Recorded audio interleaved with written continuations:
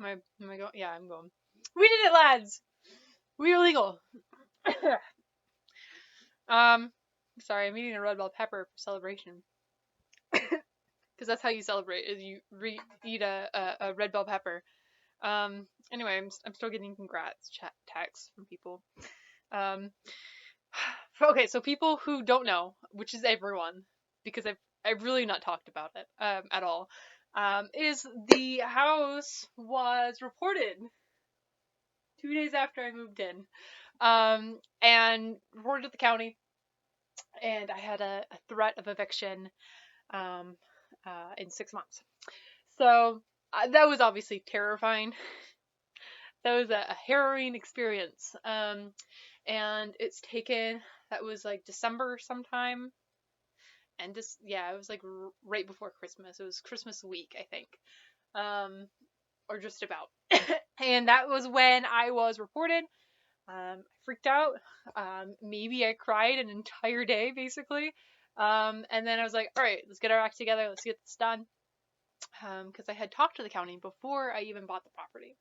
And I thought, we talked, I wrote down notes, and I thought I was doing everything right. So I was kind of surprised when I got a letter from the county, whom I had talked to before I even bought the property, to make sure the tiny house was okay to be here. So that was not the case, apparently, because they sent me a letter. And so I called them. You know, I had all my notes, I had all what everyone said to me, and I had everything. And it was basically, you know, it was a conversation, it was a hard conversation, and I was more or less told that what I was told before was wrong, didn't matter, and there's a lot of other things I had to do. So I was freaking out, absolutely terrified. I was like, I'm gonna get evicted. Like, I just moved in. I just bought my property. You know, I'm gonna get evicted, and I was really worried about that. Hang on, I have a bagel. And I can smell it. It's yeah, it's done. It's done. I'm making a bagel for dinner. Because that's the breakfast of champions. I don't even know if you guys can hear me still. That'll cool. Well, I finished talking to you guys. So that was an ordeal. After my talk with the county member, I cried for another good hour, just a full hour. And I was really afraid. I really thought that it wasn't gonna work. That despite me trying to do everything correctly, that it wasn't gonna work. And so I did more research. I looked at the laws again and the regulations, and I went ahead and talked to some other people in tiny houses around this area, and I figured out a plan, and I knew what I had to do. So I got together an application for a CUP. I talked to some other people in the county to ask if this is what I should do. And some amazing people came and helped me. So the person who laid my cement, his name is David Carr, Karr, and if I spelled that right, I'm pretty sure I did. And he's fantastic. Absolute, a very good man, good family, and I really, because of his help, I feel like I am in a better position than I might have been otherwise. So he laid my cement, and he also called the county as soon as he found out what was going on, and gave them an earful. And because of that, because of his help with the cement, because of him talking to them, I was able to get that CUP filed. I was okayed by the county. More people, like the people that had thought I was trying to skirt regulations, realized that I wasn't. I was really trying to do everything right, and so I was able to hopefully smooth everything over with everyone. And if I haven't, if that person's watching this video, hi, I'm so sorry. Please let's talk. I don't want anyone to be mad at me. I'm just trying to be good in a good place. And so I filed for a CUP, a conditional use permit, here in Idaho, and Idaho's laws and regulations mean basically that an RV, a mobile home, well, maybe not a mobile home, but an RV at least, and you can't tent. Even if you own the property, you cannot stay in an RV or a tent for over 6 months.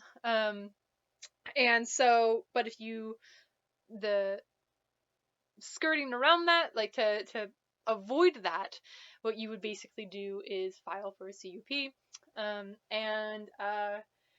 that would allow you to set up like an RV lot, an RV park in a sense, and then you're good to stay for as long as you want.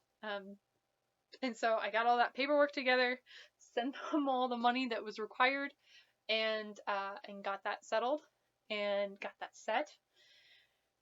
And then it was the waiting game. It was, all right, let's wait for the hearing. And I just got done with it. What, 30 minutes ago, I guess now. I had to celebrate by having some ice cream first before I made the video. Sorry, guys. And they were all really fantastic. They were all really good people.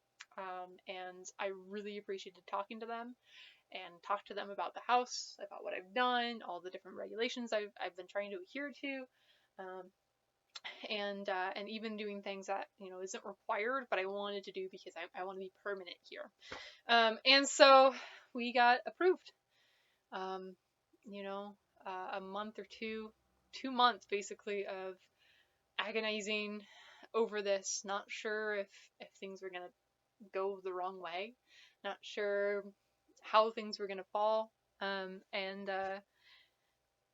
we're approved. So CUP is filed for this property. I'm allowed to stay here. There is no limit on my CUP, so long as I stay within what I talked about, which is just this house, not putting any other house on this property, and the property is too small to do that. I would really rather not do any of that. And so now we're all set. Now we're all good, and I'm good to stay here. So a huge thank you to everyone that helped me. Harry Skiles, a fantastic realtor down in Moscow, and she really helped me out a lot. Helped talk to the county with me, helped give me more information, and helped me actually close on this property as well. So that was fantastic. David Carr, thank you so much. Don Scholes, thank you so much. He's my plumber. And Brett, I forget his last name, but he's the electrician in this area, up in Latah County. Brett, I think it's Integrity Electric, is what I want to say. Candler, Brett Candler. Yep, pretty sure that's it. So thank you as well, Brett, for your fantastic work on my electrical. Things are working great, as you can tell. And everyone who helped me out with that. Thank you for the people, my friends, who listened to me stress over this for 2 months, and for my family who helped me support and praying that things would go well. And I'm just so happy. I'm just so glad I can stay here, and that there's no problem, that I'm all good. So, if you don't mind me, I'm gonna go celebrate by eating a bagel with some dairy-free cream cheese because I'm allergic to everything. I'm gonna, I don't know, put on a movie. It's almost 7, so it's basically almost my bedtime, but I'll put on a movie maybe, watch something fun. Maybe cry a little more, from joy this time though. And maybe I should make myself a drink, or have a sake. Maybe I'll have sake. I think, good idea, guys. I should definitely have sake. So, that is the exciting news. I'm good to stay. I am so excited for this property. And I'm gonna build a deck. I'm gonna get the back part of my. Okay, so back behind that window, that's completely done. Totally done. And definitely has a normal curtain rod. Don't look up there. It's a normal curtain rod, I promise. Behind that window is my backyard. And it's like this kind of like a small little place, like everything that I own. And I really want to make it into like get some nice like rocks. I forgot the word for rocks for a minute. I'm so excited about this. Get some nice rocks, maybe some flagstone, and kind of lay it down. Kind of make it like a nice little walk area. Have some chairs out there, and have like a little fire pit. Like, can you imagine in the summer? I can have my friend come over. My friends, I do have two. Not just one. I did hit. I guess I was gonna say double digits, but that's not entirely accurate. But and have like little marshmallows and s'mores out there, like that'd be fantastic. Um, Dairy-free chocolate, obviously, and gluten-free graham crackers because I'm allergic to everything. But it would be so cute. And then have like a little deck that kind of goes in the front and kind of curves a little bit behind. Maybe not to the left, but like kind of curves and kind of curves around to the right a little bit. That would be super cute and make this place look so much nicer. And I want to put a fence along that side and that side, and get like a nice little fence, little wood fence. Get that up hopefully this summer, and that has privacy. I think the neighbors over there have kids. Have kid, yes, just one. And I don't know about those neighbors. They just moved in, and I haven't met them yet, but I will. Now I don't have to stress about being evicted. Maybe I'll actually have more mental capacity to meet people, and get like a nice little fence. And I want to do like a little hanging garden. Okay, okay. So like you have little planter boxes, but they're like on the fence. I know, mind blowing. But I think it's a great idea, and it sounds super cute to me. And I'm gonna make it work. I made everything else in my house work. This is gonna work too. And also just plants on the ground too as well. They don't have to all be hanging. And get some more grass laid out in the front because of so much of the work that was done on this property, digging up things for the electrical line and then putting more dirt back on top, and the same for the water line, putting dirt back on top.